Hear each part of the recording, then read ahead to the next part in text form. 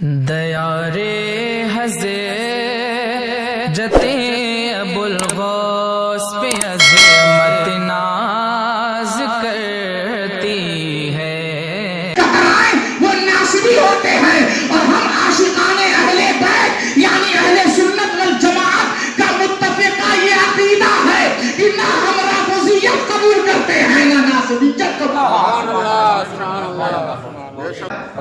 15 رجب المرجب جو گزر چکا ہے نا، لیکن آپ پورے سال کبھی بھی ان کی بارگاہ میں نظر پیش کر سکتے ہیں، کوئی گناہ نہیں.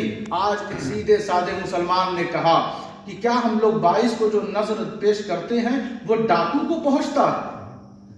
ہم نے کہا یہ واقعہ کس نے آپ کو سنا دیا؟ آپ پہنچائیں اگر اپنے مرحوم کو، اپنے والد کو، تو وہ کہیں اور پہنچ جائے. کیا بات ہے. ہمارا کام ہے پیش کرنا اور اس تک پہنچانا اللہ کا کام ہے نا.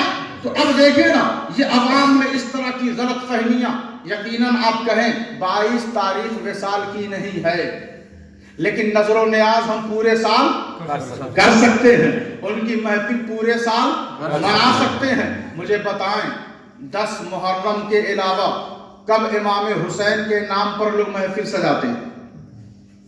کہیں سنا آپ نے قرب و جوار میں؟ نہیں نا. تو بتائیں اہل بیت کا ذکر صرف 10 روز ہم خاص کر دیں اور بقیہ روز فراموش کر دیں؟ تو محفلوں میں یہی وجہ ہے کہ برکتیں اٹھتی جا رہی ہیں، کیونکہ برکت تو ابھی کہا نا آپ کے امام صاحب نے، برکت تو سیدوں کے گھر سے ملتی ہے. تو یہ سیدوں کے آقا ہیں، یہ ساری امت کے امام ہیں، یہ مسجدوں کے امام، یہ شریعت کے امام، یہ تمام رہنما اور قائدین کے امام اور آقا کون؟ امام جعفر صادق ہیں. نعرہ تکبیر، نعرہ رسالت، اولاد مولا علی، نعرہ تکبیر. آپ اندازہ لگائیں جب امام اعظم ابو حنیفہ سے پوچھا گیا حضور آپ کی عمر کیا ہے؟ اچھی خاصی عمر ہے، 90 سال کے ہیں. وہ کہتے ہیں میری عمر 2 سال ہے. سائل مسکرانے لگا، کہا حضور آپ 2 سال کے تو نہیں لگتے، اچھی خاصی عمر آپ کی ظاہر ہو رہی ہے. آپ نے 2 کا تعین کیوں کیا، 2 کا فکس کیوں کیا؟ آپ فرماتے ہیں وہ 2 سال جو میں نے وقت گزارا ہے وہ امام جعفر صادق کی صحبت میں گزارا ہے. تو دیکھیں نا آپ کی پوری حیات طیبہ زہد و تقوی،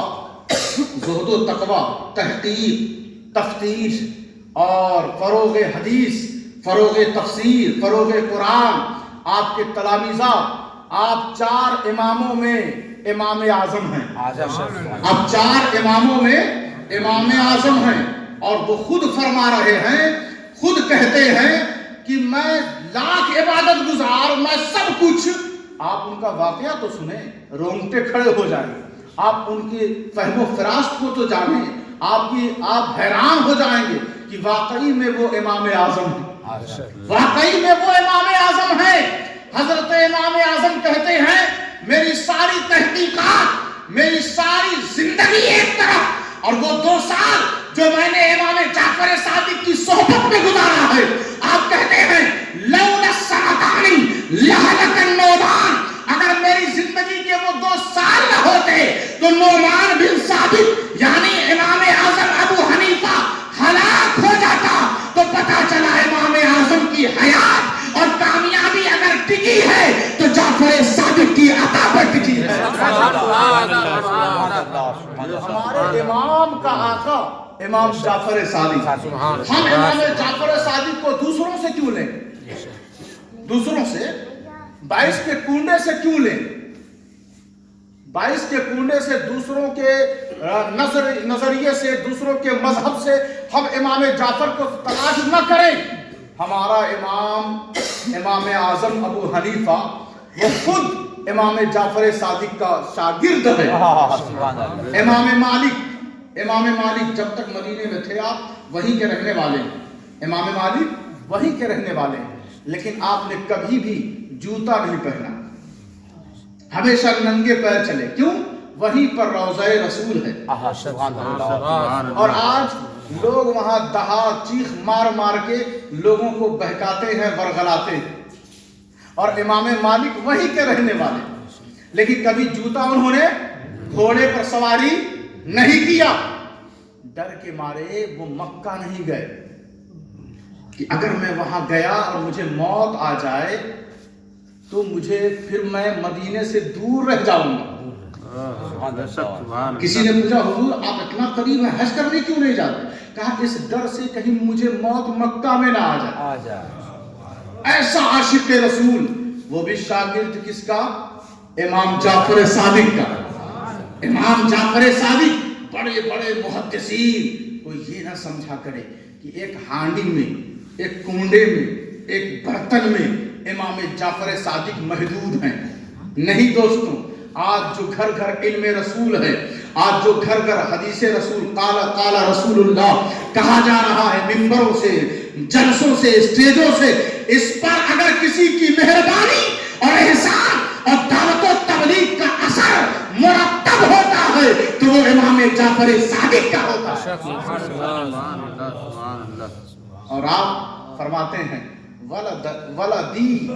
वलदी अबी बकर मर्रतैन, मैं दो वजहों से, मैं दो मर्तबा से अबू बकर सिद्दीक की औलाद में से जना हुआ, मुझे अता किया हुआ है।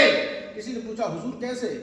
कहा देखो मेरी दादी अबू बकर सिद्दीक की नस्ल से, हजरत कासिम, हजरत मोहम्मद अबू बकर सिद्दीक के बेटे, और हजरत मोहम्मद के बेटे हजरत कासिम, और हजरत कासिम की बेटी उम्मे फरवा, जो दादी किसकी हैं? इमाम जाफर सादिक की दादी हैं।